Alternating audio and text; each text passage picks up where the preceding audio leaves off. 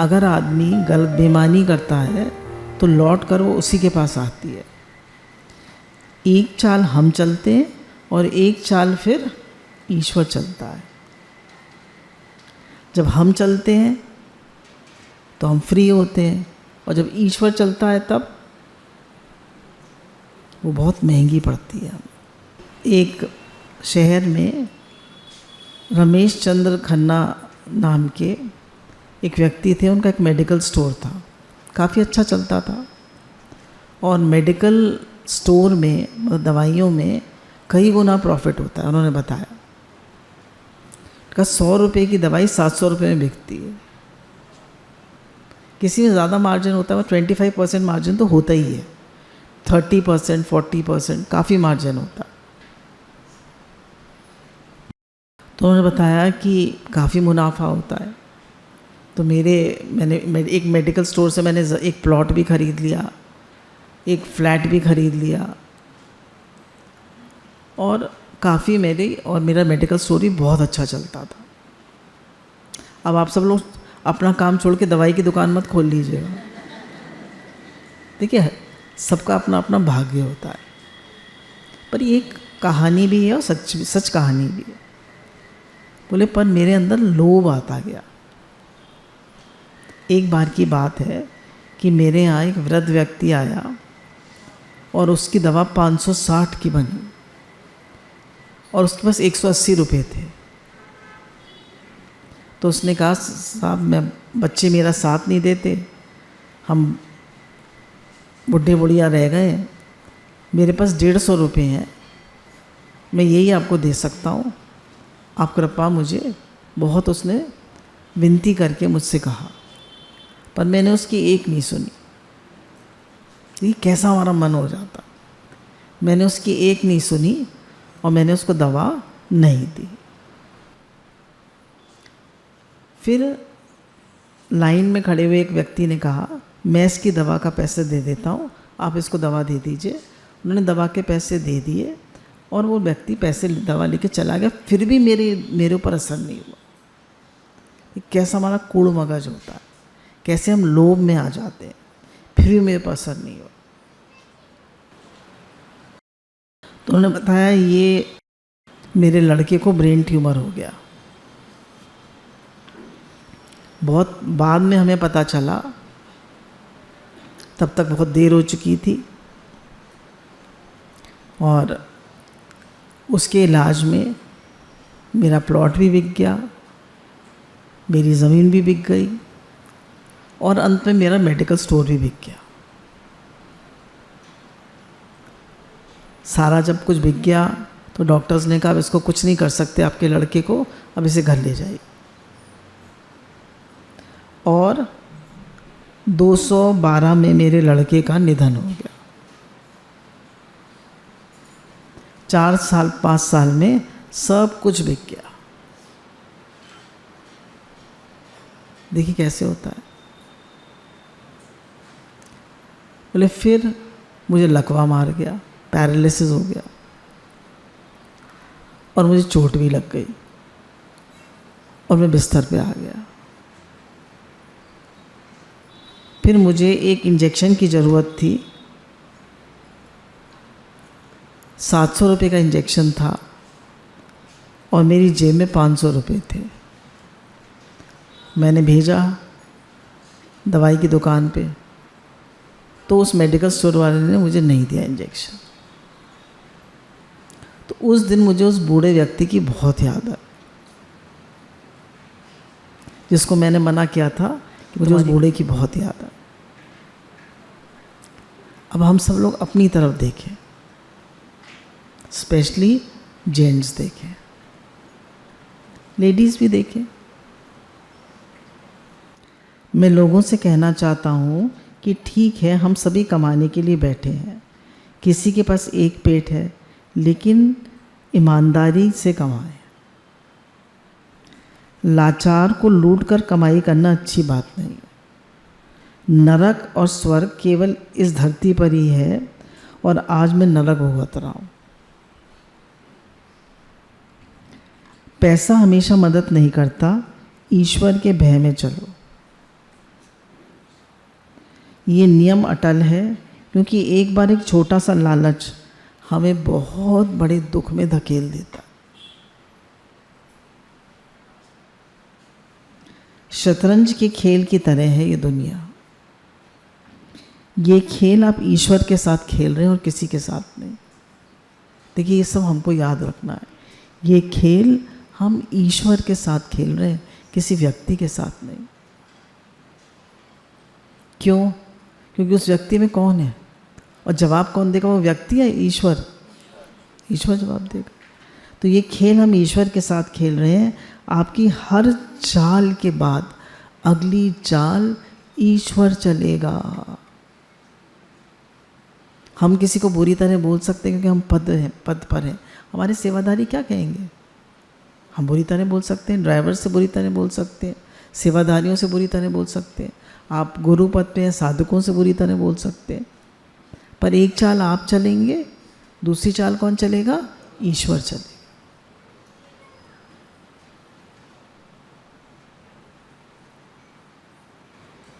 जैसी करनी वैसा फल, आज नहीं तो निश्चित कल हम बदलेंगे, योग बदलेगा। कह रहे हैं अगर एक चाल आप चलेंगे तो अगली चाल ईश्वर चले। तो क्या करना चाहिए? बहुत सावधान रहना चाहिए। हमारी बोली, हमारे भाव, सबसे ज़्यादा तो हम बोली से कर्म बनाते और भावों से। बहुत से लोग बोलते बहुत अच्छा है पर भाव बड़े खराब होते हैं। मन में लालच होता है, क्रोध होता है, द्वेष होता है,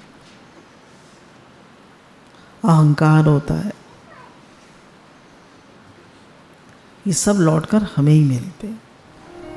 ये भी कहानी है, इसका शीर्षक है ईश्वर। बोले एक दिन सुबह सुबह मेरी डोर बेल बजी तो मैंने दरवाज़ा खोला तो एक बहुत अच्छे गठे बदन का, बहुत अच्छा दिखने वाले एक व्यक्ति मेरे दरवाजे पे था। तो मैंने कहा हाँ जी कहिए। तो बोले मैं ईश्वर हूँ। बोले क्या? मैंने कहा क्या मजाक है? बोले नहीं, मैं वास्तव में ईश्वर हूँ। तो बोले कैसे पता चले आप ईश्वर हैं? बोले मैं तुम्हें दिखाई दूंगा और किसी को नहीं दिखाई दूंगा। मैंने कहा अच्छा ठीक है। तभी मेरी माँ आई। बोले कौन है बेटा? तो मैंने कहा कोई नहीं। तो माँ को नहीं दिखाई दिए, वो बस मुझे ही दिखाई दिए। तो मैं अंदर आ गया, फिर वो मेरे साथ अंदर आ गए। तो माँ चाय लाई तो वो भी मेरे साथ सोफे पे बैठ गए चाय पीने। तो मैंने कहा कि माँ चाय में फिर तुमने चीनी डाल दी इतनी सारी। मैंने कहा चीनी कब? तो मुझे अरे ये बैठे सुन रहे हैं। तो मैं चुप हो गया। तो मैं चाय पी के नहाने जाने लगा। तो मैंने कहा भगवान यहाँ छोड़ दीजिए, यहाँ मत चलिए। तो फिर खैर मैं नहा धो के पूजा के लिए बैठा तो वो भी साथ आके बैठ गए। बोले मैंने आज इतनी एकाग्रता से पूजा करी जितनी कभी नहीं करी थी। उनको बैठे थे ना साथ। बोले फिर मैं नाश्ते के टेबल पे बैठा तो मैंने कहा पहले आप लीजिए। हम लोग क्या करते हैं, पहले एक गस्सा मुँह में डाल लेते हैं, फिर ठाकुर जी की याद आती है, फिर इन्हें खिलाना। भोग तो लगा के आते हैं पर ठाकुर जी भी तो बैठे हैं टेबल पे। तो फिर मैंने पहले उनसे कहा आप लीजिए। और मैंने उस दिन नाश्ते की कोई शिकायत नहीं करी, नहीं तो मैं कुछ चिड़ अपनी मम्मी से करता ही रहता था। हम लोग फिर गाड़ी में आके बैठ गए तो एक टेलीफोन आया। तो उसमें मैं ज़रूर कुछ रिश्वत लेता, पर मैंने कहा पास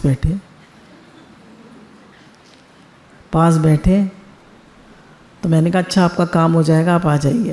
मैंने कोई रिश्वत की बात नहीं करी। फिर हम लोग ऑफिस पहुँचे।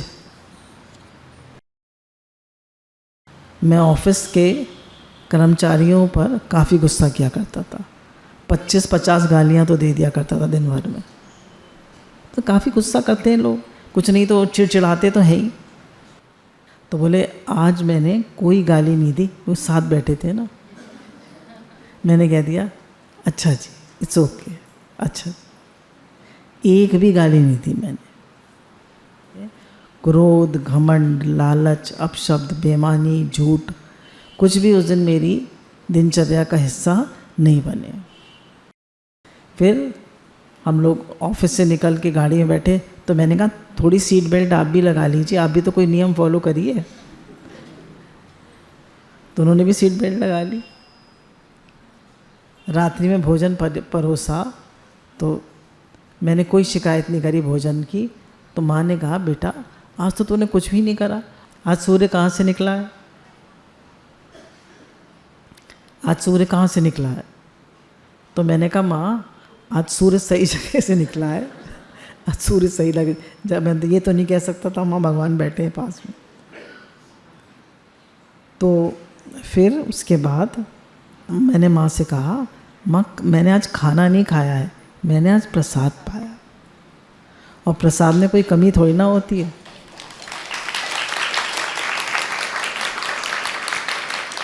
हम लोग रोज़ क्या पाते हैं, खाना खाते हैं, प्रसाद पाते हैं, हम कितनी कमी निकालते हैं। फिर मैंने थोड़ा टहला, भगवान भी टहलते रहे, तो मेरा मन शांत था। फिर भगवान रात को जब मैं लेटा बिस्तर पे तो भगवान ने कहा ना तो मैं आज किसी संगीत की ज़रूरत है, ना किसी दवा की, ना किसी किताब की। उन्हें प्यार से मेरे सर को थपथपाया और मैं सो गया। रात को मैंने वो जो मैंने आपको दिन वो सुनाई, कहानी सुनाई, वो रात को मैंने सपना देखा था। बोलिए सद्गुरुदेव भगवान की जय। तो बताया कि भगवान हर समय हमारे साथ, पर उनकी प्रेजेंस को हम महसूस नहीं करते। वो हमारे साथ बैठे हैं, हर समय हमारे साथ हैं, हम महसूस करते हैं? वो तो हर समय है। आप बताइए है या नहीं है? हैं, पर हम महसूस करते हैं? भूल जाते। जब हम बुरी तरह बोलते हैं, जब हम बुरी तरह करते हैं, जब हम घमंड करते हैं, जब हम ईर्ष्या करते हैं, जब हम कंपैरिजन करते हैं, जब हम दोष देखते हैं, तब ईश्वर हमारे साथ बैठे हैं नहीं? बैठे। तो भगवान की प्रेजेंस को हर पल महसूस कर। भगवान हर पल हमारे साथ।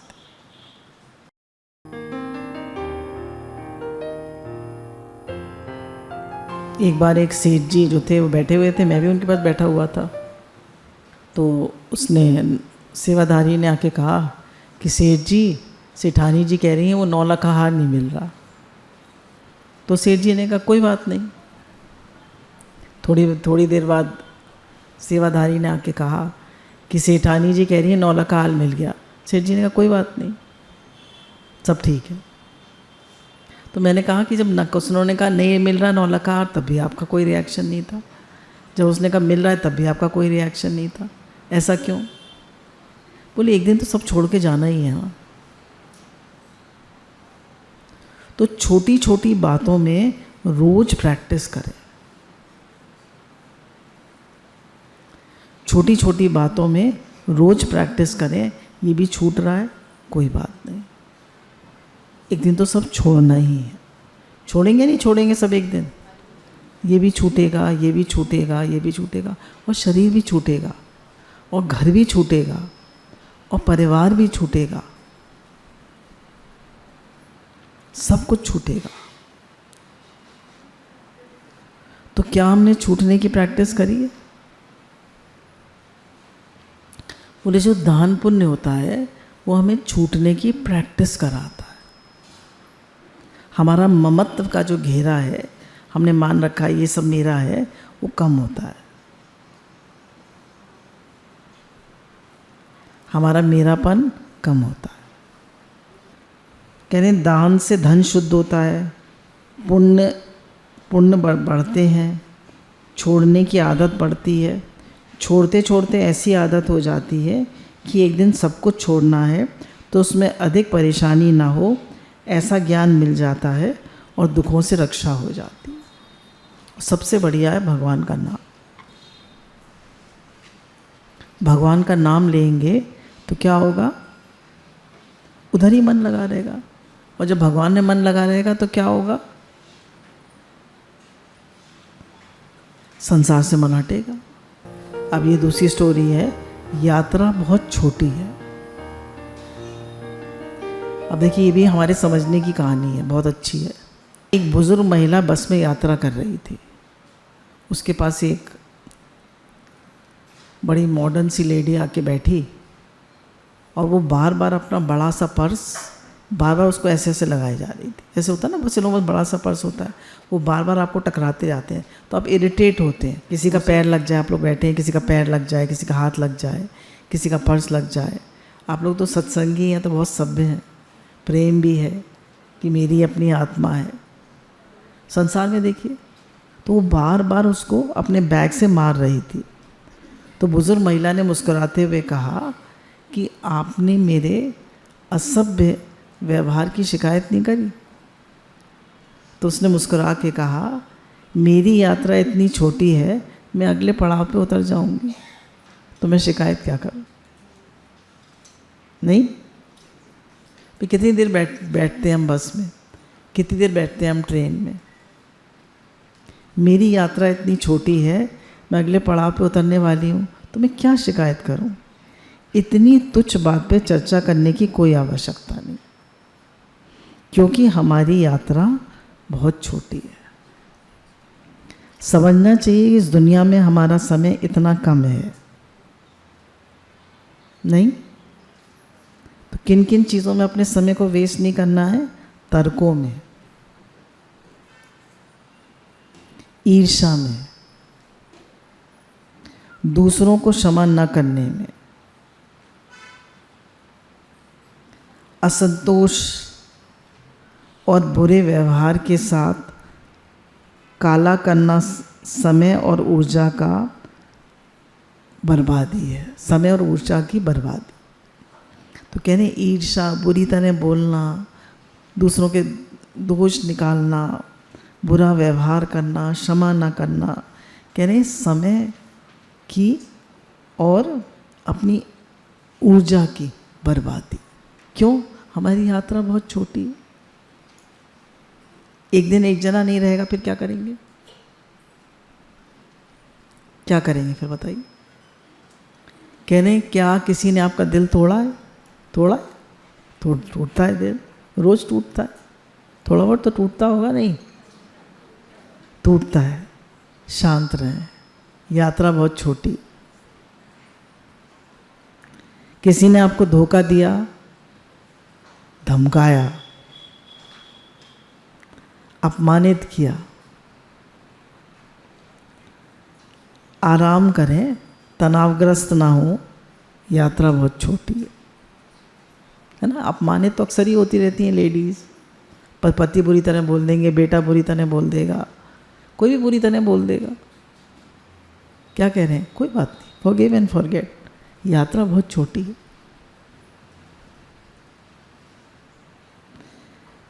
क्या किसी ने बिना वजह आपका अपमान किया, इसे नज़रअंदाज करो, क्योंकि यात्रा बहुत छोटी। अब बहुत एक आए थे हमारे यहाँ फिजियोथेरेपिस्ट, तो बता रहे थे कि मेरे भाई को थोड़ा थोड़ा पहले हाथ में पेन होता रहा, फिर थोड़ा हार्ट में होता रहा, पर उसने मुझे बताया नहीं।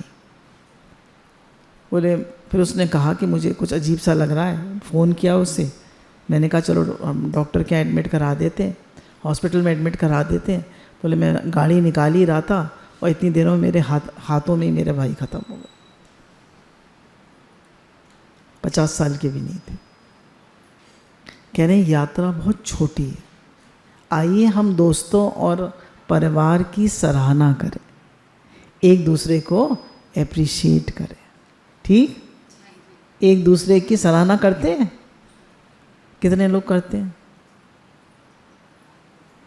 इतने से हाथ उठा रहे हैं बस, और ज़्यादातर तो 90% तो उठा ही नहीं रहे। सराहना सब करिए। आज से कितने लोग सराहना करेंगे?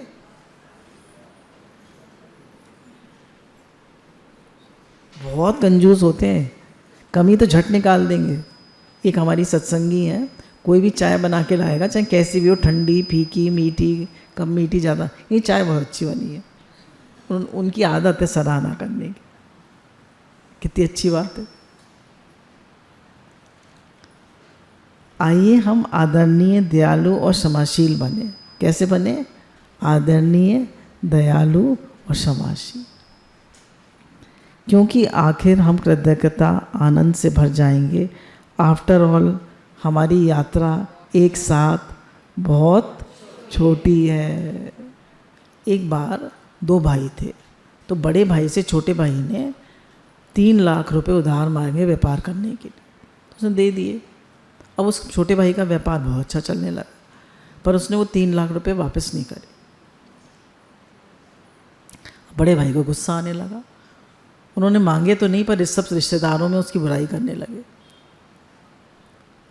और इतनी आपस में उन लोगों की लड़ाई बढ़ गई कि एक दूसरे घर जाना बंद हो गया। अब सेठ जी जो थे वो साधक भी थे। अब उनका साधना में मन ना लगे, तो गुरु जी के पास गए। उन्होंने कहा कि मेरा साधना में मन नहीं लग रहा। सारा उन्होंने किस्सा बताया। तो गुरु जी ने कहा तुम छोटे भाई के पास जाओ, मिठाई और फल लेकर, और उससे माफ़ी मांगो। तो उसने कहा गलती उसने करी है, मैं क्यों माफ़ी मांगी? भाई गलती तो उसने करी है, मैं क्यों माफ़ी मांगू? तो उन्होंने कहा नहीं, गलती दोनों साइड से होती है। हो सकता है एक तरफ से 99% हो, एक तरफ से 1% हो, पर गलती दोनों साइड से होती है। तो उन्होंने कहा मैंने क्या गलती करी है? तो उन्होंने कहा तुमने उसकी निंदा, आलोचना और तिरस्कार किया, पहली गलती। करा नहीं उन्होंने? दूसरी गलती, तुमने अपनी आंखों से उसके दोष देखे। तीसरी गलती, तुमने अपने कानों से उसकी निंदा सुनी और करी। चौथी गलती, तुम्हें अपने छोटे भाई के प्रति तुम्हारे मन में घृणा आ गई, जबकि तुम्हारा छोटा भाई है, नहीं आनी चाहिए थी। चिढ़ने, तुम्हें गुस्सा आ गया बहुत। अपनी इन भूलों से तुमने छोटे भाई को दुख दिया। तुम्हारा दिया दुख कई गुना होके तुम्हें लौट के मिल रहा है। जब हम किसी को दुख देते हैं तो कई गुना लौटकर हमें वो दुख मिलता है। जाओ अपनी भूलों के लिए क्षमा मांगो। क्षमा मांगना बहुत बड़ी साधना है। क्षमा मांगना भी बहुत बड़ी साधना है। आपने किसी को क्षमा नहीं किया तो आज जाकर मांग लीजिएगा क्षमा, सॉरी कह दीजिएगा। हो सकता है 99% गलती उसकी हो, आपकी 1% हो, पर गलती 1% आपकी भी हो। उन्होंने कहा गलती कभी, ताली दोनों हाथ से बजती है, एक हाथ से? एक हाथ से ताली कभी बजती ही नहीं। तो कहने क्षमा मांगना बहुत बड़ी साधना है और तुम बहुत अच्छे साधक हो। तो बड़े भाई, जैसा गुरु जी ने कहा था, फूल और मिठाई और फल लेके छोटे भाई के यहाँ गए। तो उनके भतीजे ने खोला दरवाज़ा, तो इतना खुश हो गया, ताऊ जी आए, ताऊ जी। भाग के गया, बोला पापा मम्मी देखो कौन आया है। तो जब उन्होंने देखा तो छोटे भाई तो एकदम खुश हो गया और उनके पैरों में पड़ गया, और उन्होंने कहा कि मैं आज, अपने छोटे भाई से कहा कि मैं आज तुमसे माफ़ी मांगने आया। अब बताइए, पैसे उसने लिए, लौटाए उन्होंने नहीं, और वो कह रहे हैं मैं तुमसे आज माफ़ी मांगने आया।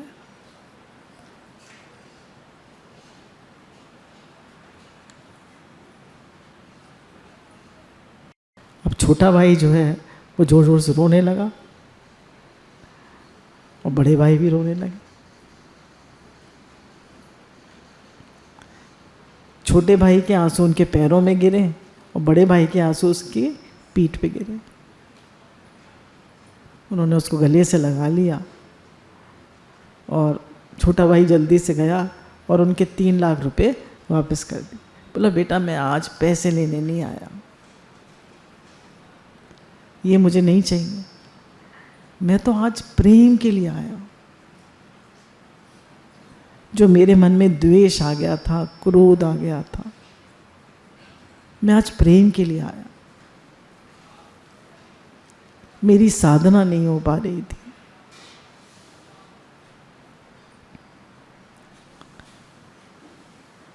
फिर उन्होंने वो पैसे अपनी मतलब भाई के बच्चों में बांट दिए और वो घर चले गए, और उस दिन से उनकी साधना बहुत अच्छे से होने लगी। तो हमारे मन में कोई इच्छा है, कोई द्वेष है, कोई क्रोध है, तो माफ़ी मांगिए, और किसी के प्रति भी मन में द्वेष और क्रोध ना रखें, नहीं तो हमारी साधना अच्छी नहीं है।